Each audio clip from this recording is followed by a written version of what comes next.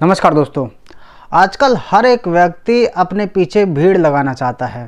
हर कोई अपने आप को सही साबित करना चाहता है। कोई भी अपने आप को गलत नहीं कहता। हर कोई यही कहता है कि जो मैंने बोल दिया वही सत्य है।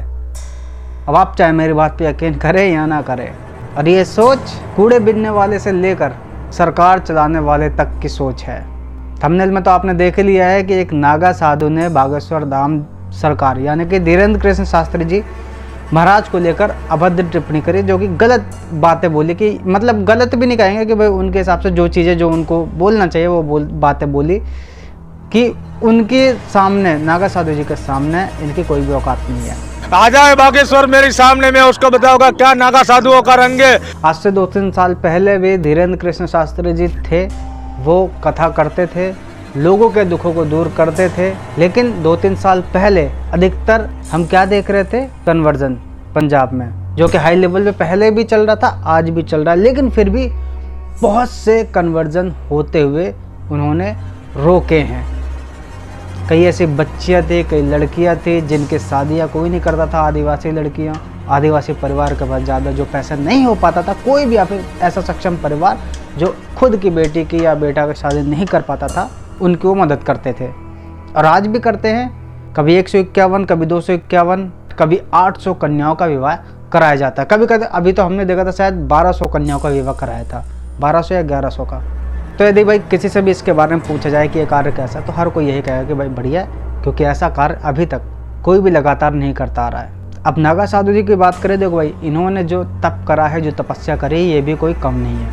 इन्होंने अपने लेवल पे बताते हैं कि लिंग से गाड़ी तक्की को खींचा है, 4 पहिया की गाड़ी जो होती है उस तक्की को खींचा है। ये इनकी कड़ी तपस्या है, मेहनत है, जिस पे मुझे नहीं लगता है किसी को शक पैदा करना चाहिए।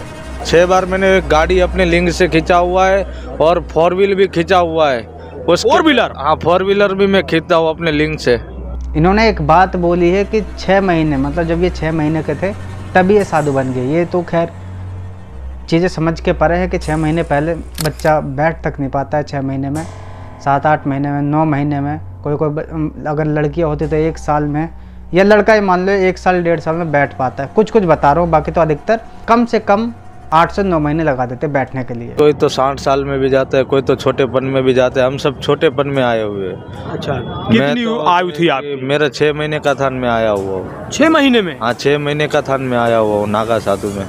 चलो ठीक है भाई, इन्होंने जो बात बोली हमें तो माननी पड़ेगी। आज इनकी यदि उम्र की बात करी जाए तो 22 साल है और आज मेरा 22 साल हुआ है। यदि कोई कुर्सी पे बैठा है और जनता उसके सामने बैठी है तो क्या ये चीज़ गलत है? यदि कुर्सी पे बैठ के कोई बालाजी का भक्त लोगों के दुखों को दूर कर रहा है, परेशानियों से दूर कर रहा है, तो क्या ये चीज़ें करना गलत है? यह आप पे सवाल बनता है। आप खुद बताओ, क्या सही है या गलत है? क्या यदि आप भी जिस लाइन में जो भी कार्य करते हैं उसी लाइन में इनको आ जाना चाहिए? यदि साधु संत की लाइन की बात करी जाए तो बहुत सारे लाइन होती है इनमें भी। यदि पंडित धीरेन्द्र कृष्ण शास्त्री जी महाराज कथा को छोड़कर, कुर्सी को छोड़कर इनकी तरह नागा साधु बन जाए तो उस कुर्सी को कौन संभालेगा? क्या कोई नहीं संभालेगा? कोई ना कोई आएगा, फिर ऊट पटांग कार्य करेगा, पाखंड करेगा। वो चीज़ें शायद महंत को दिखेगी नहीं। अब देखो, जो भी बातें पूछनी थी न्यूज़ वाले को इसने पूछा, लेकिन जो बातें बोली मेरे हिसाब से वो चीज़ें इनकी नज़र में गलत नहीं है, क्योंकि इनके हिसाब से शायद यदि उनके पास ज़्यादा पैसा है तो हम जैसे लोगों को देना चाहिए। मतलब इनको, अगर तेरे में इतना भजन है तो आजा कुंभ मेले के अंदर, बांट नागा साधुओं को पेटी भर के रुपया, तब मैं तेरे को मानूंगा कि तू हिंदू धर्म का लड़का है। अब वहीं पे यदि रिपोर्टर ये बोल देता कि भाई हर साल में कभी 600, कभी 500, कभी 200, कभी 800, कभी 1100 कन्याओं का विवाह करवाते हैं वो, तो शायद ये जवाब वो नहीं देते। क्योंकि अधिकतर नागा साधु जो हैं, मुझे नहीं लगता कि वो फ़ोन में टाइम बिताते होंगे, अपनी तपस्या करते हैं भाई, तपस्या में लीन लेते हैं बस, क्योंकि इसके अलावा उनको और कुछ भी ना चाहिए। लेकिन जब धर्म पे बात आती है तब कुछ नहीं देखते वो, केवल धर्म और धर्म, इसके अलावा कुछ नहीं। कुछ संतों की वाणी मैंने ऐसी सुनी है जो कि बिल्कुल सत्य होती कुछ समय के बाद में।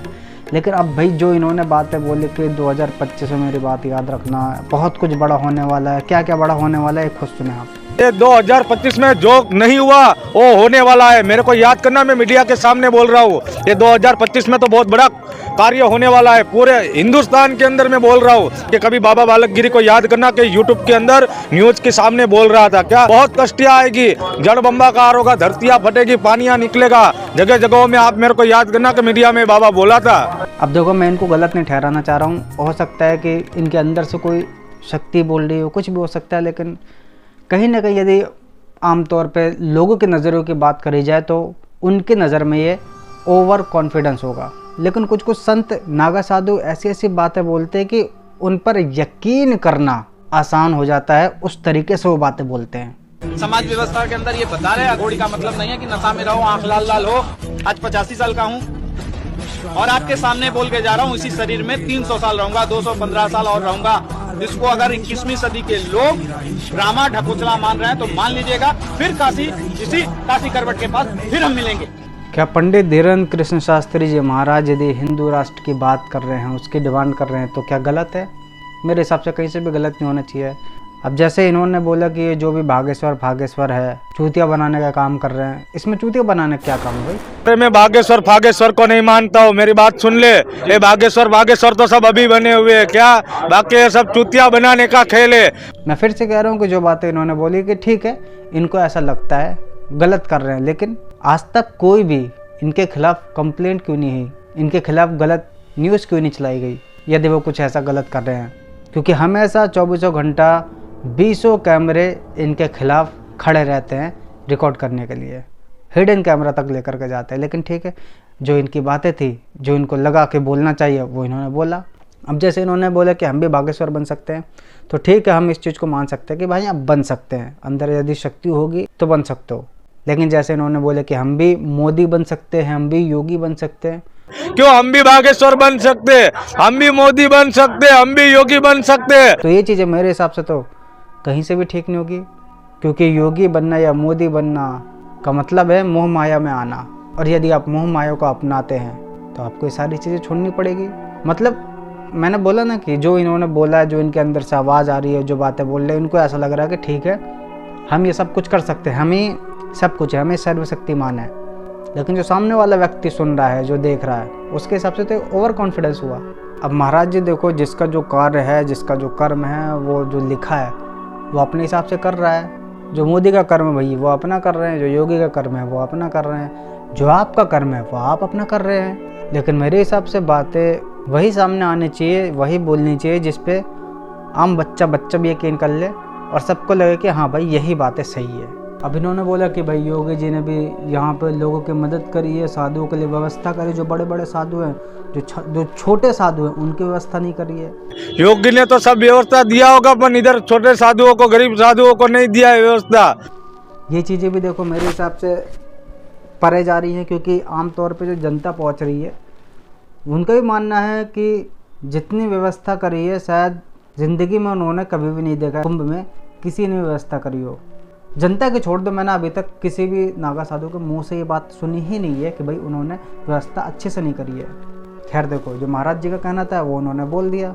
बाकी लास्ट में यही कहूँगा कि चाहे जितने भी नागा साधु हो या जितने भी कथावाचक हो या कोई हो संगठन, जितने भी है हिंदुत्व को मानते हैं, उन सभी का भाई मेरे हिसाब से रास्ता एक है, सनातन धर्म की पुनः स्थापना करना और हिंदू राष्ट्र बनाना। तो मेरे हिसाब से एक दूसरे के खिलाफ बातें बोलने से अच्छा जो मिशन है उस पर लगा रहना चाहिए। क्योंकि आजकल हर कोई अपने पीछे भीड़ लगाना चाहता है, अपने ही आप को सही साबित करना चाहता है। बाकी मुझे उम्मीद है कि आप समझ चुके होंगे कि मैं क्या कहना चाह रहा हूँ। बाकी जितने भी नागा साधु उन सभी से यही कहना चाहूँगा कि भाई कथावाचक के खिलाफ टिप्पणी करने से पहले मुझे अच्छा लगेगा और लोगों को भी अच्छा लगेगा यदि आप इस्लाम या क्रिश्चियनिटी के खिलाफ बातें करेंगे या उनको लेकर बात करेंगे तो।